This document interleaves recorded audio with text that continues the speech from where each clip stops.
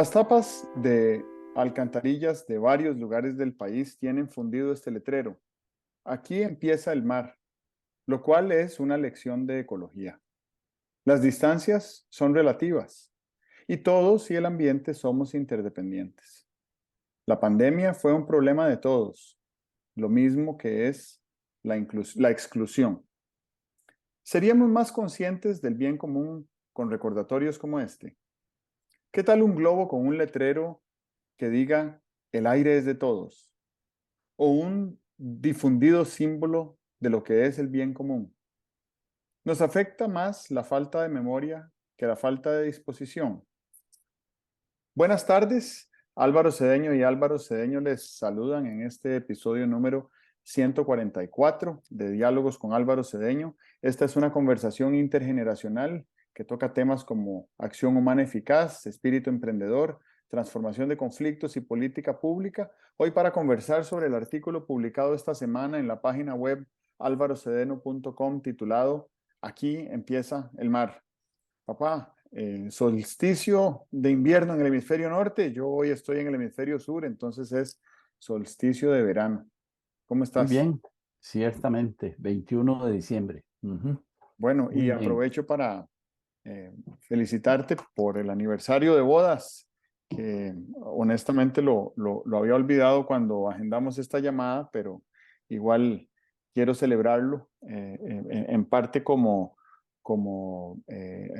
bueno, felicitación por el logro, ¿verdad? De 49 años Ajá. casados, es raro, ¿verdad?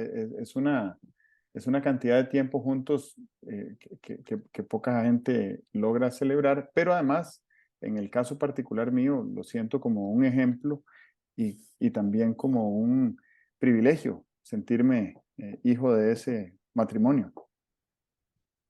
Muy lindo cumplir años de casado. Me trae recuerdos muy gratos, desde luego, ¿verdad?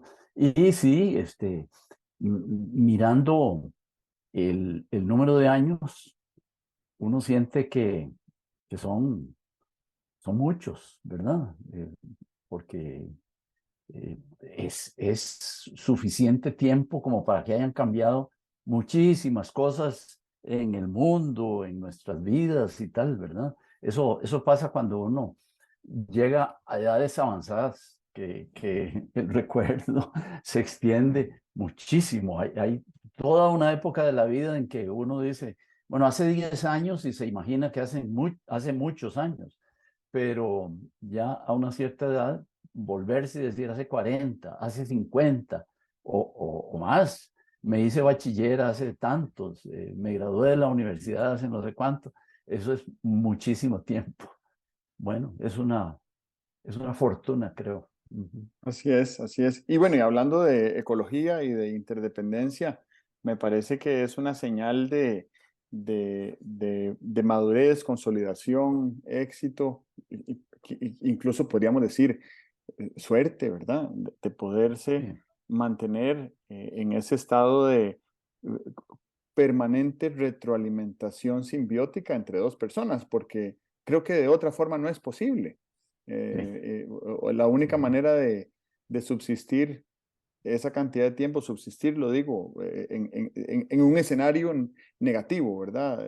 Ujú, Tolerar 49 años de matrimonio solo sería sí, posible si hubiera algún tipo de enriquecimiento mutuo, aunque fuera desigual, pero ujú, de todas maneras siento que es una muestra, ¿verdad?, de una entidad nueva que se creó y que vino a enriquecer el entorno y que vino a procrear y esa contribución también es ecológica. ujú, ujú. Sí, sí, cómo Ok, no. Ujú, bueno, sí. te cedo la palabra para que entremos en el tema que nos corresponde hoy, que tiene que ver con ecología, ¿verdad? Muy bien, muy bien. A mí, lo que más me llama la atención en la frase, aquí empieza el mar, es la forma como tan didáctica en que te pueden reducir una distancia o reducir un tiempo, ¿verdad? Y entonces lo que es lejano se torna se torna inmediato, ¿verdad? Lo cual es muy importante, porque creo que tenemos más inclinación a ser descuidados con lo que está lejos, lejos en el tiempo o lejos en el espacio, que con lo que está cerca en el tiempo y cerca en el espacio, ¿verdad? Yo creo que los asuntos, las decisiones, la eficacia de las personas no falla tanto con lo que es inmediato como con lo que es lejano, ¿verdad? Es el tema del cortoplacismo. Eh, Nadie va a descuidar eh, el llavín de la puerta que se descompuso hoy, ¿verdad? Porque hoy por la noche tiene que ver cómo atranca la puerta. Pero sí, muchos descuidamos las goteras porque, bueno, hoy cayó, mañana no cayó, ahí hay una gotera, vamos a ver cuándo. Y la gotera va silenciosamente haciendo daño, ¿verdad? Me parece que exactamente lo mismo pasa en las empresas, los asuntos de todos los días, la caja de todos los días, la cuenta de bancos todos los días, todo el mundo tiene los ojos puestos en ella, pero tenemos por ahí inventarios que se están depreciando o malogrando o resultando obsoletos y no nos damos cuenta hasta que una auditoría nos lo hace saber. Lo mismo ocurre con los países, ¿verdad? Hoy me llamó mucho la atención eh, que en este asunto de la renovación de la flotilla de buses, en esta eh, ley que se está procesando en la Asamblea Legislativa, el presidente dice, eh, nosotros no tenemos nada que hacer, ¿verdad? ¿Por qué? Porque se pasaron los plazos, eh, estamos contra la pared. eh, si se, si se pasa una ley rigurosa, eh, si se pasa una ley rigurosa, muchas unidades de autobuses van a tener que suspender su servicio y entonces el servicio al público se disminuye. Esto sin hablar de la barbaridad esa de, de política y diplomática de los representantes de los autobuseros que dicen que van a ir a un paro técnico. ¿Qué será un paro técnico? Yo quisiera saber si en materia de servicios públicos existe en la legislación algo que sea un paro técnico, ¿verdad? Bueno, eh, ¿por qué ocurren cosas como estas? Por descuido. Y ocurre descuido en nuestra salud, por ejemplo. Si a ti te dicen que este marisco podría estar contaminado, no te lo comes. Pero hay gente que fuma, hay gente que cada vez que se pesa ve que pesa un poquito más, hay gente que consume grasas y tiene unas lecturas altas de colesterol y siempre piensa que más adelante, tal vez con un poco más de eh, berenjena va a bajar el colesterol y tal. Nos descuidamos de todo aquello que nos da plazo, ¿verdad? Y fíjese, a mí me interesa muchísimo este tema del que estamos hablando, porque las analogías van surgiendo. La gente compra plazos y se dice que sin darse cuenta de cuál es el costo real que van a tener los enseres o las cosas que esté comprando, porque como te dan tiempo para pagarlo, sí, importa poco cuánto cueste. Si solo compráramos al contado, posiblemente seríamos menos consumistas, ¿verdad? Entonces, ahí lo que hay, creo yo, que es una inclinación del ser humano de preocuparse más por lo que está cerca, inmediato, que por lo que está más allá, que lo podemos dejar y tal. Son los problemas crónicos de que he hablado en algunas oportunidades. Nos vamos acostumbrando a los problemas crónicos, ¿verdad? Nos vamos acostumbrando a que haya una porción grande de la población que no tenga acceso a una vivienda digna. Nos hemos acostumbrado a que la educación pública no esté sometida a un riguroso análisis de rendimiento, ¿verdad? Eh, Estamos viendo envejecer la población costarricense y se sabe lo que puede pasar en el futuro y sin embargo no nos sentamos a tomar medidas. Los problemas crónicos, y creo que como son crónicos, son silenciosos. Los otros problemas son más ruidosos y entonces los vemos y hay alaraca y los periodistas llaman la atención y tal, pero los problemas crónicos ahí van ocurriendo. El tema ese de cómo se cocina una rana, ¿verdad? La echas en agua, no la puedes echar en agua hirviendo porque salta y se sale del tarro, pero si la echas ahí en agua fría y la vas calentando poco a poco, eh, simplemente llega un momento en que no se sale y la temperatura le quita sus funciones vitales. Creo que somos como una rana a la que se nos está calentando el agua en una serie de dimensiones y no tenemos la iniciativa de saltar y ahí vamos simplemente aguantando. Creo que la crisis climática fue esto, si tenemos eh, 50 años, ¿verdad? De que se publicó el libro Los límites del crecimiento, que ya era un libro en ese tiempo, era un libro eh, amenazante, lúgubre, ominoso, y no hicimos nada y estamos haciendo, pero no lo que debemos. Y posiblemente vamos a seguir así, eh, con lo cual el problema se agrava y la posibilidad de tomar acciones remediales va disminuyendo, ¿verdad?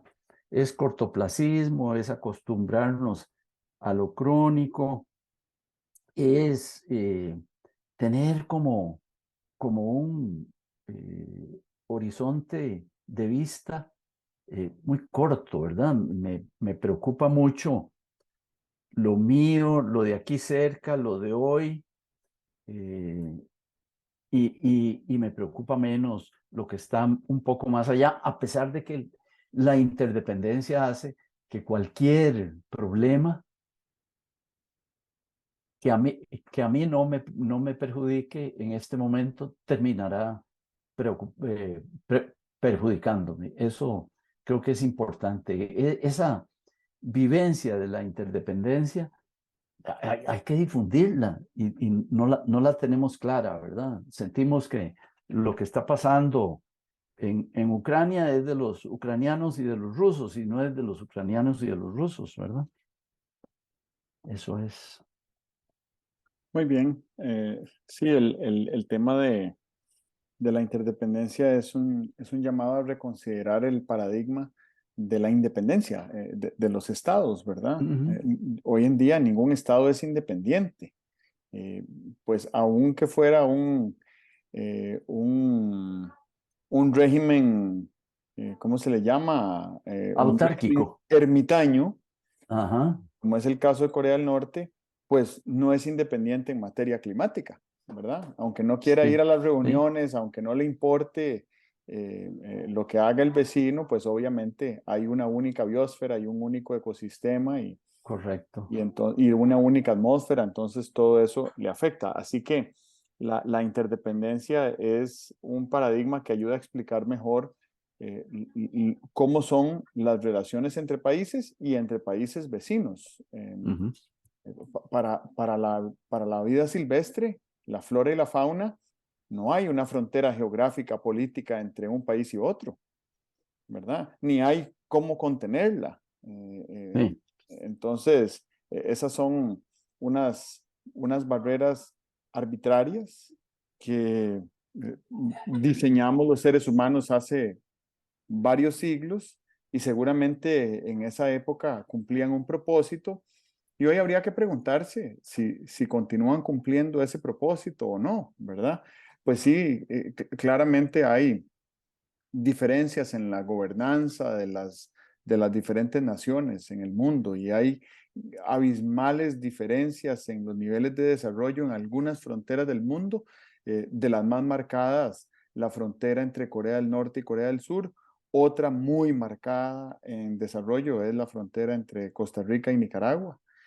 Y eso pues merece explicaciones y también merece consideraciones adicionales sobre qué convendría hacer en esa frontera. La Unión Europea nos ha dicho por 25 años que están dispuestísimos a colaborar con nosotros en el desarrollo transfronterizo de la socioeconomía entre Costa Rica y Nicaragua, de manera que a ambos lados de la frontera hubiera pueblos, industrias, comercio, oportunidades de trabajo para que personas de ambos lados de la frontera y de otros lugares pudieran encontrar ahí un lugar a donde establecerse y vivir con dignidad y prosperar, ¿verdad?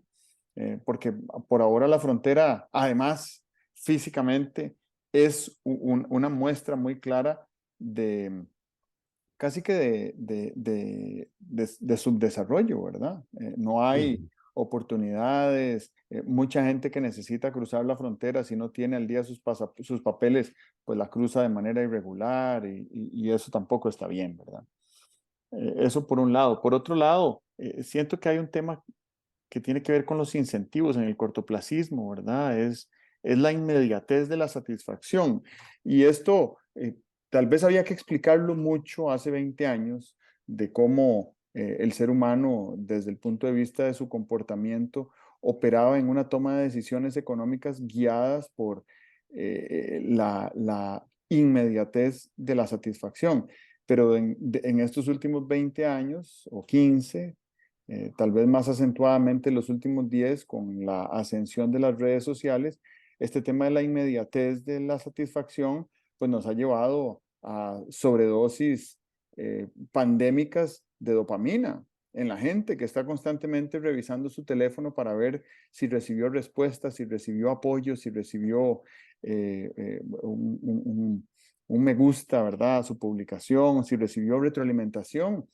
Y eso pues responde a una necesidad, pero también responde a un incentivo.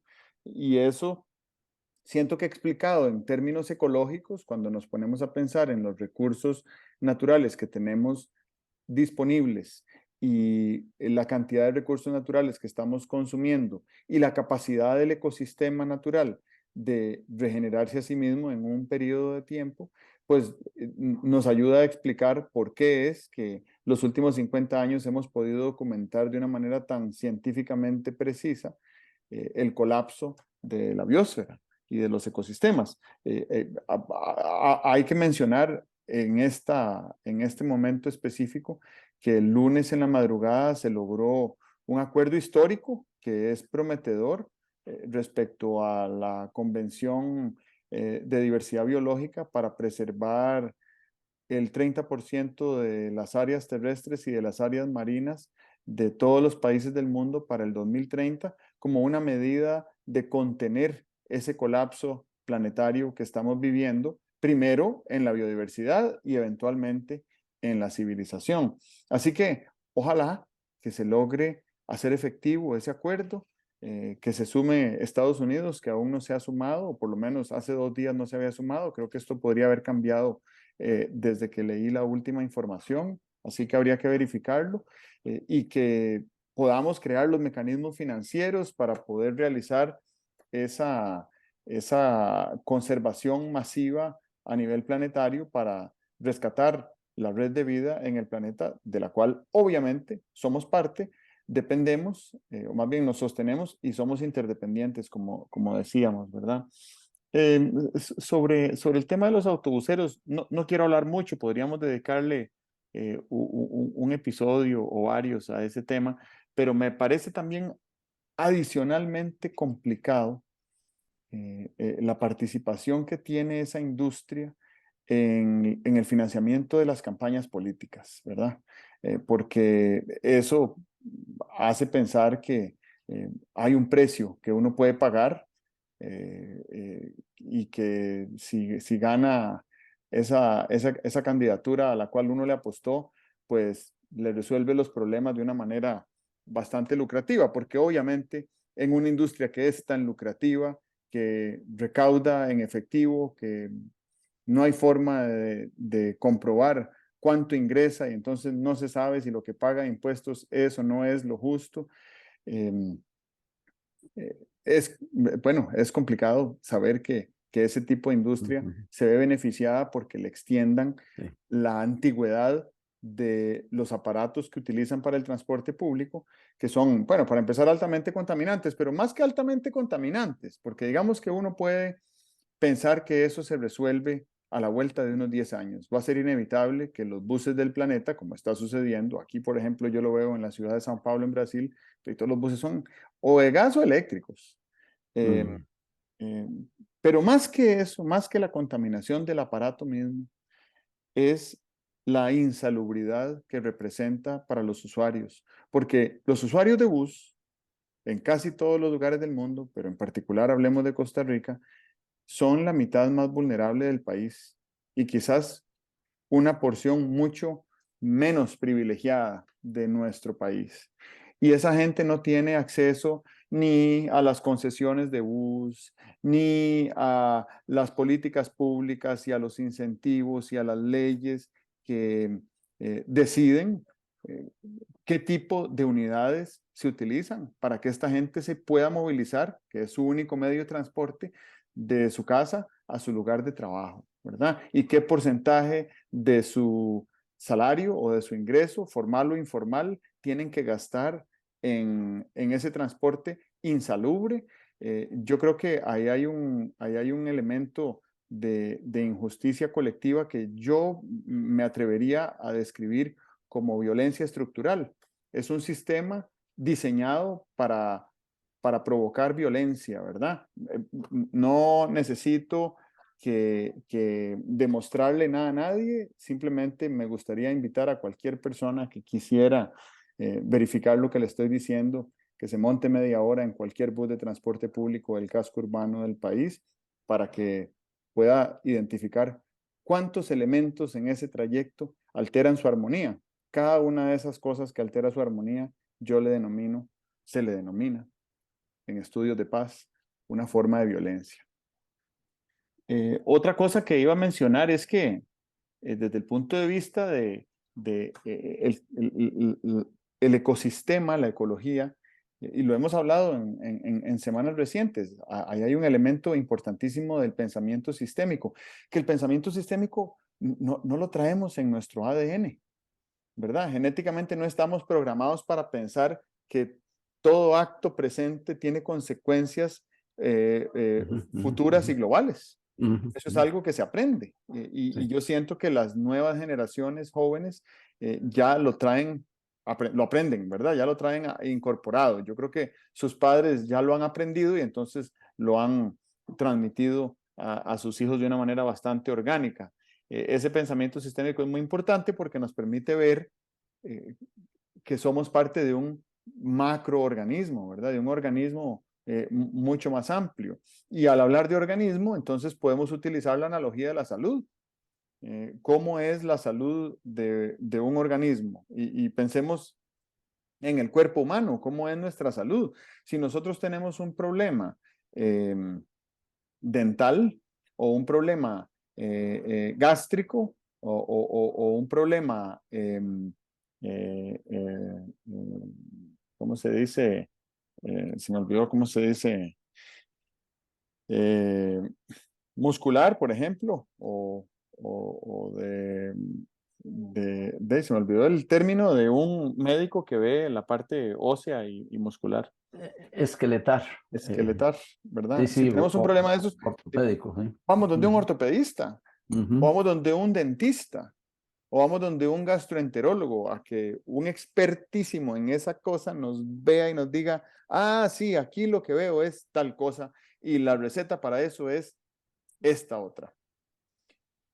Pero difícilmente un especialista va a dar un paso atrás y tratar de ver el panorama más amplio y preguntarse cuál será la causa, de dónde vendrá, será que hay alguna somatización, será que aquí hay un trauma, será que aquí hay alguna conexión con otro elemento que no es exactamente aquello en lo que yo soy especialista. Y entonces ese pensamiento sistémico aplicado a la salud y a la administración de la salud y a la ciencia médica, yo creo que nos lleva a repensar la salud. ¿Por qué? Porque así como las alcantarillas tienen una tapa que dice aquí empieza el mar, pues la salud también empieza aquí, en mi boca, con lo Ujú, que yo ingiero. ujú. Eso lo hemos sabido como civilización por 2500 años, desde la época de los sabios griegos antiguos, y sin embargo, uno va hoy, bueno, hablaste de fumar, ¿verdad? Pero uno va al supermercado y encuentra miles de productos insalubres que uno preferiría, si supiéramos exactamente lo insalubres que son, uno preferiría no Sí, dárselo claro. a sus Ujú. hijos, ¿verdad? Eso es.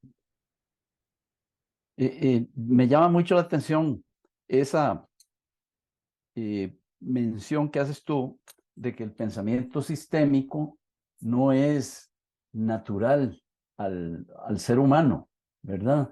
Eso yo lo comparto, ¿verdad? Nuestra forma de pensar natural es una forma de pensar lineal. Creo que está muy influida nuestra forma de pensar en la enorme importancia que el sentido de la vista ocupa en nuestras neuronas. Hay una gran cantidad de neuronas que tienen relación con la visión, ¿verdad? Muy, muy grande. Y casi que diría yo que nuestro pensamiento se parece más a un pensamiento visual que a un pensamiento sistémico. Cuando queremos hablar de un pensamiento no sistémico, ¿verdad? Un pensamiento que no toma en cuenta, como decías, las múltiples interrelaciones que hay con algo, hablamos de pensamiento lineal. Y lo lineal llama a la inmediatez, ¿verdad? O sea que desde un punto de vista tanto espacial como en cuanto al tiempo, lo que vemos primero es lo que está más cerca, ¿verdad? Lo que consideramos primero es lo que nos afecta más, ¿verdad? Y no toda la red de consecuencias que se van dando alrededor de un determinado evento, de una determinada acción. Yo pienso que, por cierto, una de las grandes dificultades que hay para motivar a los chicos a estudiar, a formarse y tal, es que los chicos tienen una cantidad de incentivos cercanos que les resultan mucho más atractivos, ¿verdad? Si tienes tarea y los amigos te están llamando a jugar una mejenga, es muy difícil que un muchacho diga, pues no, yo tengo que hacer la tarea, hoy me pierdo la mejenga. La verdad es que uno lo que dice es, bueno, voy a ir a la mejenga ahora y después en la noche, después de la cena, hago la tarea. Esa, ese cortoplacismo, esa inmediatez de la satisfacción, creo que obstaculiza mucho el desarrollo de las personas. Hasta que uno se va haciendo adulto, tiene esa capacidad de posponer. Y es una capacidad de posponer que Goleman, cuando hablaba de inteligencia, cuando habla de inteligencia artificial, artificial, no, de inteligencia emocional, dice que la capacidad de posponer es una de los rasgos de la inteligencia emocional. Pero eso desafortunadamente para los maestros de escuela, no lo tienen los chicos de escuela. El maestro puede hacer miles de malabares para interesar a los estudiantes, pero les resulta más interesante algo que haya en la televisión esta noche o algo, como decías antes, que esté ahí en su celular jalándoles la atención. Eso, hoy leía una noticia por ahí de que en Italia acaban de prohibir el uso de celulares en las escuelas primarias, no sé si en las secundarias, y porque dicen que a la escuela se va no a comunicarse con otros amigos, no a chatear, dicen.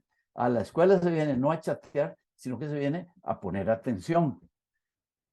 Debe ser para los maestros una competencia bien fuerte la que le hace el celular. Bueno, me acuerdo en los tiempos nuestros en que no llevábamos a clase ningún instrumento electrónico. El instrumento electrónico más avanzado que había era un radio, un aparato de radio en las casas que tenían un aparato de radio, ¿verdad? Eh, Llegábamos a clase sin distractores. Y sin embargo, los profesores, una de las tareas que tenían era controlar la clase, porque ahí a sotoboche uno empezaba a contar cosas y los demás se iban interesando y al final se le perdía el hilo de atención a lo que estaba explicando el profesor. Creo entonces que una cuestión importante a la hora de pensar en nuestra formación, en la formación de la opinión, en cómo hacemos esfuerzos comunitarios o individuales, tiene que tomar en cuenta la dificultad de pensar sistémicamente. Y me parece que deberíamos incluir, creo que está incluido, me parece haberlo visto en algunas consideraciones en programas de colegio, el pensamiento sistémico, que básicamente en lo que consiste es en tener sensibilidad por las distintas interrelaciones, ¿verdad? Dejo una cáscara de banano tirada en una acera. Todos sabemos que ahí alguien se puede resbalar, pero de las resbaladas siguen cosas, ¿verdad? Hay un costo de atenderlo si sufrió una fractura y hay un costo laboral que tendrá que asumir alguien de cómo esa persona no va a estar ganando su ingreso y hay otra serie de costos, una cantidad de consecuencias, ¿verdad? En uno de mis libros de texto de escuela primaria, no me acuerdo en qué año sería, cuarto año, quinto grado, ¿verdad? Venía un versito ahí que decía, eh, por una herradura se perdió un caballo, por el caballo se perdió el jinete, por el jinete se perdieron sus compañeros pereciendo a manos de sus enemigos. Entonces veías cómo una cosa tan sencilla como una herradura del caballo llegaba a que toda la unidad militar cayera en una trampa, ¿verdad? Bueno, yo siento que tener esa sensibilidad de percibir las consecuencias de ahora y del futuro, y de ahora y con respecto a otros participantes que hay en el ahora, ¿verdad? Es importante y por eso me parece tan valioso ese, ese llamado de las alcantarillas. Yo lo vi en San Isidro de Heredia. Aquí empieza el mar, porque la basura que estemos tirando por ahí, esa finalmente llega al mar, exactamente como el cigarrillo que me estoy fumando hoy, el azúcar que consumo de más, la sal que consumo de más, están fabricando un problema a futuro, ¿verdad? Me llama poderosamente la atención lo que contaba sobre la decisión de la educación pública italiana de prohibir el uso de pantallas electrónicas en las escuelas primarias. Me encantaría saber cuál es el fundamento de esa decisión, cómo llegaron a ella, porque mis hijas van a escuela Waldorf, que es un método que existe desde hace más de 100 años y en años recientes se dieron cuenta de que el uso de pantallas electrónicas tenía un impacto profundo en los resultados esperados del método en su versión tradicional. Entonces decidieron prohibir el uso de pantallas electrónicas de una manera bastante radical. Hay algunas escuelas Waldorf alrededor del mundo donde le piden a los padres firmar un contrato de que sus hijos no van a ver ninguna forma de Ujú, pantalla electrónica de lunes a viernes o no van a ver ninguna forma de pantalla electrónica durante el semestre académico, ¿verdad? En el caso nuestro no es así, pero sí, cada vez que algún chico de la escuela cuenta el último programa o videojuego que presenció, la maestra llama a los ujú, padres y les comenta que el chico ha estado hablando de algo que está viendo en pantallas electrónicas y eso tiene un efecto, ¿verdad? Cuando un chico cuenta el último video que vio, eso tiene un efecto en los demás compañeros, porque entonces pues tienen mayor apetito por consumir contenido electrónico. Lo interesante es que en esta filosofía Waldorf, que está muy basada en el estímulo de la imaginación a través de la manifestación artística, pues lo que se dice es que cualquier cosa que te presenten, cualquier contenido que te presenten en un formato electrónico, ya está completo, no hay que imaginarle nada. La trama ya está dada, ujú, los colores ya están dados, los sonidos ya están compuestos, ujú, ¿verdad? El escenario ya está diseñado, no hay nada más que agregarle. Entonces, desestimulan la imaginación. claro. Y entonces me gustaría saber cómo fue que los italianos llegaron a esa decisión. Me gusta saber y me voy a poner a investigar porque creo que podemos aprender algo de eso. ¿Ah? Ujú, Sí, y lo digo así abiertamente, si los italianos que llevan, que llevan sus milenios de recorrido a través de instituciones y políticas que les han permitido ser sostenibles como civilización, eh, pues algún mérito habrá, ¿verdad? Eso. Lo ajá, otro es que claro. siempre recuerdo una vez que me llamaste la atención porque yo me estaba fumando un cigarrillo y entonces pasaste por ahí y me dijiste, te vas a morir. Y yo te respondí, ya a mis 18 años te respondí, te dije, "Hey, de algo hay que morirse". Te devolviste y me dijiste, sí, de eso no hay duda, ¿verdad? Lo que sí hay que pensar es en la calidad de vida que uno va a tener en los últimos 10 años de vida. Y no sabemos Ujú, cuáles son esos, ¿verdad? Puede ser que los últimos 10 años sean de los 30 a los 40. Entonces, tal vez aguante un organismo que uno le meta humo 25 años. Pero si los ujú, últimos 10 años son de los 95 a los 105, ujú, no va a aguantar 25 años de humo. Y eso me ayudó a pensar, bueno, me ayudó a parar de fumar, pero también me ayudó a pensar que, que me gusta la idea de hacer cosas hoy que me garanticen el mayor bienestar por los últimos 10 años de mi vida. Si estos son los 10 últimos años de mi vida, qué sé yo, hasta los ujú, 55, por decir algo, creo que estoy viviendo de una manera bastante saludable y ujú, eso me simpatiza, ¿verdad? Me siento cómodo, no siento que estoy haciendo un sacrificio, a pesar de que sí he tomado múltiples decisiones para beneficiar ese futuro incierto, que no sé cuándo es, pero que espero que cuando sea, sea lo mejor que pueda llegar a ser y sentirme, pues sentirme bien, por lo menos estar lúcido, ¿verdad? Y no pasarme 18 años postrado en una cama sin saber quién soy. Em, y lo otro, sobre lo que hablabas de la linearidad. El ser humano entiende de una manera mucho más intuitiva la linearidad. Hasta el Wow, paso del tiempo lo percibimos de manera lineal claro. y Ujú, con eso nos sentimos cómodos. Pero hay rupturas en la linealidad y esas rupturas son unas discontinuidades, ¿verdad?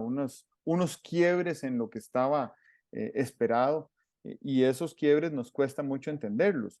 Cuando hablamos de transformación, digamos de transformación, de una crisis, de un conflicto, de una incompatibilidad, usualmente cuando diagnosticamos el escenario nos damos cuenta de que es un escenario que ha venido creciendo como si fuera un espiral, ¿verdad? Y una espiral es un crecimiento no lineal. ujú, De ujú, hecho, se parece más como a un crecimiento exponencial que a un crecimiento lineal.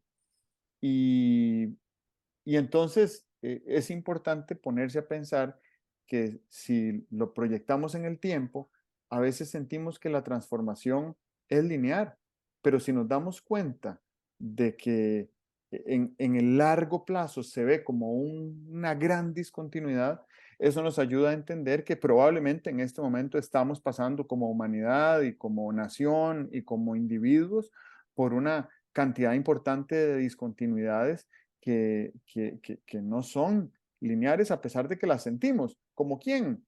Como la rana de la que hablabas al principio. La ujú. rana está metida en una olla y tiene múltiples sensores que le indican que el agua se está calentando, pero no lo suficiente como para alertarse y saltar y salir, ¿verdad? Y entonces, pues si la rana supiera que esto a lo que la va a conducir es a su eventual muerte, entonces creo que saldría, pero no tiene esos mecanismos de defensa. Me parece que colectivamente, ecológicamente, los seres humanos tampoco. Y esto lo habíamos hablado hace varios meses, ¿verdad? De un estudio que hizo un científico y psicólogo de Harvard llamado Joshua Green en un libro que se llama Tribus Morales. Y él lo que dice es que genéticamente nosotros tenemos eh, la capacidad de discernir lo que le conviene a nuestra tribu, pero nuestra tribu Ajá, entendida como un grupo de unas ujú, 160 ujú, personas. Si ujú, nosotros viviéramos en una comunidad de 160 personas, es la cantidad de gente que tienes en la cuadra o en la calle donde está tu casa. ujú, Para esas 160 personas es facilísimo saber qué es lo que nos conviene y lo que no nos conviene, qué es lo bueno y qué es lo malo. Eso lo podemos saber entre todos, no hay ni que debatirlo ni decidirlo, es simplemente está dado porque lo intuimos. Pero cuando las tribus son más grandes de 160 personas, ahí la cosa se complica, no tenemos mecanismos para saber lo que es correcto, lo que es bueno, lo que es pernicioso. eh, y, y él lo que sostiene el autor es que en el contexto actual de unas tribus globales, masivas, digitales, intergeneracionales, internacionales, multilingües, necesitamos buscar códigos de comunicación que nos ayuden a discernir más eficazmente lo que nos conviene y lo que no nos conviene como civilización. Y ahorita mencionaba el tema del crecimiento exponencial o del pensamiento exponencial. La vida tiene una forma de crecer que se puede registrar como exponencial, ¿verdad? Al momento de la procreación hay dos células que se unen y esas dos células empiezan a multiplicarse exponencialmente y a duplicar la cantidad de células a una velocidad aceleradísima. Cada segundo hay una cantidad enorme de células nuevas hasta que el organismo llega a formarse a cierto tamaño donde ya esa curva expansiva de duplicación de células se detiene, de lo contrario no pararíamos nunca de crecer. Pero durante una época, desde la concepción hasta el nacimiento, por ejemplo, el crecimiento de células de ese organismo es exponencial. Y entender eso es importante. Creo que la pandemia nos ha dejado muy claro por qué es importante entender ese crecimiento exponencial. Un virus se expande de manera a una velocidad exponencial, ¿verdad? La cantidad de casos se duplica cada hora o cada día o cada periodo de tiempo que le midamos. Y eso es una disrupción no lineal. Igual es una disrupción cuando entra al mercado un nuevo producto y ese nuevo producto altera por completo la forma como nos comportamos. Estos aparatos hace 15 años nos provocaron una disrupción tecnológica que hoy en día pues hasta ha afectado la forma como aprendemos los seres humanos en las escuelas. La semana pasada se anunció con bastante claridad el lanzamiento de esta herramienta de inteligencia artificial llamada OpenAI, que se dice que es equivalente a la disrupción que provocó el teléfono inteligente hace 15 años, ¿verdad? Y entonces es una herramienta de inteligencia artificial que te permite darle unos parámetros a una herramienta, a un software, digamos, y ese software te lo convierte en texto, en diálogo, en ensayo, a partir de toda la información a la que tenga acceso en la red. Y entonces empieza una herramienta a redactar cosas que tienen coherencia, sentido, belleza y que no son desarrolladas por un ser humano. Así que estamos en presencia de una inteligencia artificial como se venía diciendo desde hace unos 15 años que iba a llegar algún día y la gente pues sabe que ahí está el tema y que hay alguna gente investigando y que le están invirtiendo plata y todo el cuento. Bueno, la inteligencia artificial, como se prometía que iba a ser, con una capacidad suprahumana, ya llegó. Y se dice que esa es la gran disrupción tecnológica de este año 2022 y quizás de toda esta década de los 2020, ¿verdad? Eso para hablar de discontinuidades y rupturas a la linearidad. Muy bien. Vieras que sobre este tema de la inteligencia artificial, que es capaz de hacer ensayos sensatos, con contenido, no solamente con cumplimiento de reglas gramaticales, sino con contenido, convincentes, ¿verdad? Yo recuerdo la impresión que me hizo ahí por el año 68. eh, Hice contacto con algo que no me acuerdo a qué disciplina pertenecía, pero la cosa iba así.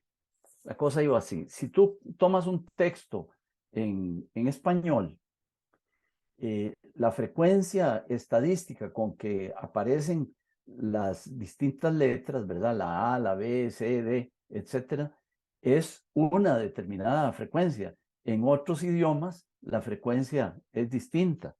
Entonces, si tú lograbas crear un programa manual sería en ese tiempo, o con unas computadoras muy rudimentarias en el año 68, donde le dijeras a la computadora, necesito que de las palabras que haya en este texto, no sé, 15% sean AES y apenas un 2% sean Zetas, un 8% sean Qs y tal.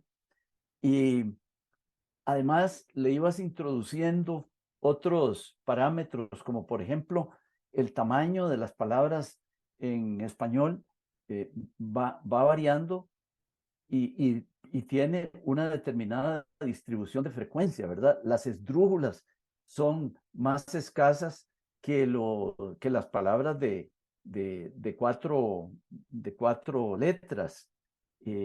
Y así sucesivamente le introducías esa, ese parámetro del tamaño de las palabras y entonces le pedías a la máquina que hiciera, que replicara eso, que esas instrucciones que le habías dado.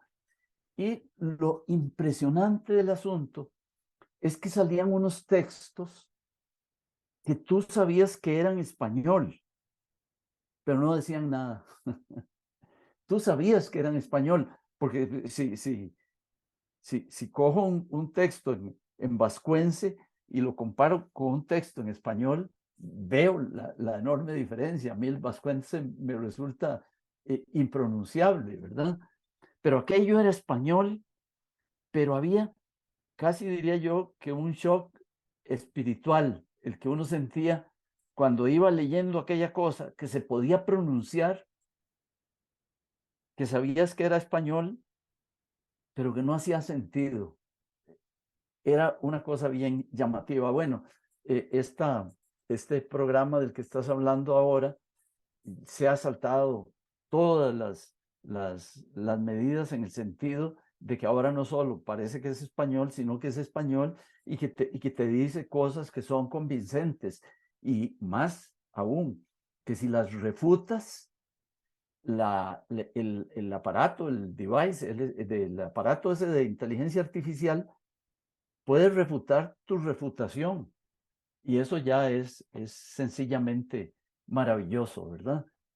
¿A dónde puede ir a parar la literatura? ¿Verdad? Que la literatura es, a mí me parece que es una creación tan humana. Bueno, ahora posiblemente la máquina pueda hacerte un relato fantaseado, ¿verdad? Decía Borges que la literatura es soñar con responsabilidad. Tú le puedes decir a la máquina cómo puede soñar con responsabilidad y te escribirá unas cosas tan atractivas como las que escribía Borges, ¿verdad? Estamos en eso de la inteligencia artificial cerca de unas verdaderas disrupciones que posiblemente van a tener impacto en nuestra manera de pensar, ¿verdad? Impacto en nuestra retórica, impacto incluso en nuestra responsabilidad, porque cuidado si no vamos a empezar a sentir que si la máquina lo hace mejor que nosotros, ¿para qué me voy a preocupar por hacerlo? ¿Verdad? El hacer un tornillo a partir de un cilindrito de metal, hacerlo con una lima, yo me imagino que debe ser extremadamente difícil. A los muchachos en el Colegio Vocacional de Artes y Oficios de Cartago los enseñaban a hacer tornillos con una lima y lo lograban hacer, pero hacerlo con un torno, ¿para qué me voy a molestar con la lima? Entonces, cuidado, si ahora no vamos a decir, ¿para qué me voy a molestar con el trabajo que puede hacer la máquina de manera tan brillante en materia de inteligencia artificial, ¿verdad? Y me anotaba también que en este comentario que hacías, creo que el tema de la viralidad cobró como dimensión cuando veíamos, desde luego, la viralidad natural de la pandemia, ¿verdad? Los datos que te iban dando sobre la velocidad con que se expandía, etcétera. Y la viralidad de las redes sociales, eso de que dijiste algo y de pronto tiene una gran cantidad de seguidores o una cantidad de me gustas y tal, que es lo que se llama viralidad en redes sociales, es una analogía de la viralidad, eh, original, de la viralidad biológica. Pero el tema es lo siguiente. ¿Cómo se formaba la opinión pública cuando cuando no existían redes sociales? Bueno, había que conversar y la gente se iban transmitiendo un mensaje o lo escribían en un periódico de una relativamente baja circulación. Venían unas opiniones, había la posibilidad de polemizar, de argumentar sobre las opiniones. Lo mismo cuando la opinión te la daban personalmente que cuando te la daban por escrito. Pero ahora la viralidad de las redes sociales tiene como otros elementos, ¿verdad? Tiene otros elementos como más instintivos. Y creo yo, que la viralidad debe tener un incentivo para reafirmarse basado simplemente en la cantidad de personas que están siguiendo compartiendo una determinada opinión y tal. Antes, darse cuenta de cuánta gente estaba de acuerdo con una opinión que tú andabas madurando y difundiendo era prácticamente imposible, ¿verdad? A no ser que hablaras en una plaza pública, que eso solo se les daba a muy pocos, y entonces decías las cosas y oías el aplauso, ¿verdad? Ahí veías la viralidad en funcionamiento. Pero si estabas persuadiendo verbalmente, epistolarmente, por medio de una opinión en el periódico, no te dabas cuenta de la viralidad. Y ahora sí nos damos cuenta de la viralidad y debe haber una gran cantidad de personas que se suman a una creencia, a una opinión, simplemente en vista de la oleada de apoyos que la idea va teniendo. En ese sentido, desde luego, las redes sociales han venido a transformar la dinámica de la formación de opinión y eso, bueno, ya se ha visto en Brasil de Bolsonaro, en Estados Unidos de Trump, cómo se ha aprovechado de esos mecanismos, ¿verdad? O sea que estamos ante cambios y posiblemente van a transformar nuestra manera de ser, nuestra manera de comportarnos y alguna, de alguna forma tenemos que estar del viejo régimen, que es lo que queremos rescatar de la forma antigua de hacer las cosas. Sí, termino con una idea en la línea de lo que acabas de decir, ¿verdad? Si nos preocupaba los últimos 10 años el tema de la posverdad, ahora con esto de la inteligencia artificial, creo que debería Sí. preocuparnos aún Ujú. más, porque esta inteligencia artificial no tiene sensibilidad ética, y cualquier cosa que produzca puede ser interpretada como una verdad a pesar de que tenga grandes falencias éticas, científicas, antropológicas y de muchas otras índoles, ¿verdad? Así que a ponerle Ajá. atención a eso. Tú hace varios años habías mencionado la posibilidad de que se pudiera, aquí lo voy a exagerar yo un poquito, obtener la opinión de los muertos. Si tú tomas todos los discursos que ha escrito un determinado político, ¿verdad? O una determinada persona, o todas las lecciones que ha dado y tal, y esa persona fallece, la inteligencia artificial podría producir mensajes a partir de ese depósito, de manera que uno podría hacerle una entrevista a Churchill, ¿verdad? A ver qué opina sobre la guerra en Ucrania. Y las respuestas que te daría la inteligencia artificial son totalmente juiciosas, apegadas a lo que Churchill hubiera dicho si siguiera vivo, ¿verdad? Eso es bien interesante, ¿verdad? Bueno, eh, termino comentando que esa analogía, aquí comienza el mar, deberíamos extenderla, ¿verdad? Que deberíamos estar muy conscientes de que hoy comienza el futuro, ¿verdad?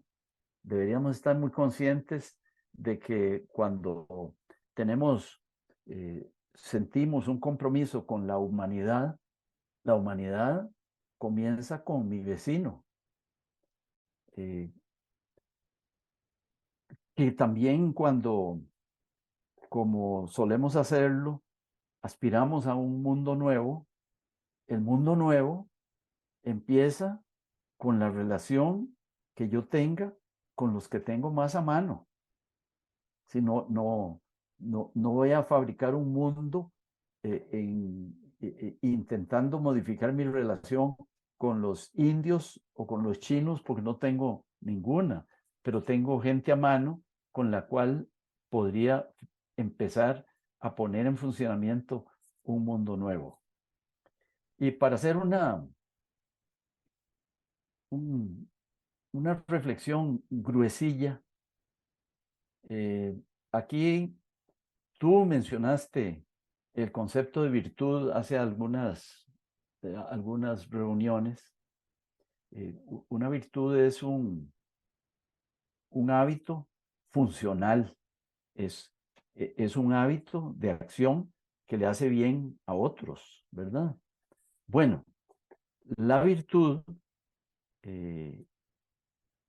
se la debemos a los demás, ¿verdad? Si alguien es virtuoso, dice la verdad, es diligente, es responsable, se preocupa por los demás, y a eso llamamos, a eso y a más, llamamos una persona virtuosa. Esa virtud no la ejecutamos para que se nos mire y digan, puchica, buena gente es el Señor, ¿verdad? Sino que esa virtud se la debemos a los demás. El mundo para los demás sería más vivible, más confortable, habría más bienestar si hubiera más gente virtuosa. Entonces, la virtud se la debemos a los demás, usando la analogía de que el mar empieza en esta alcantarilla. Bueno, pues el bienestar de otros empieza en que yo diga la verdad, en que sea responsable, en que sea diligente, etcétera. Y así cierro. Muy bien, excelente. Bueno, muchas gracias por el tiempo.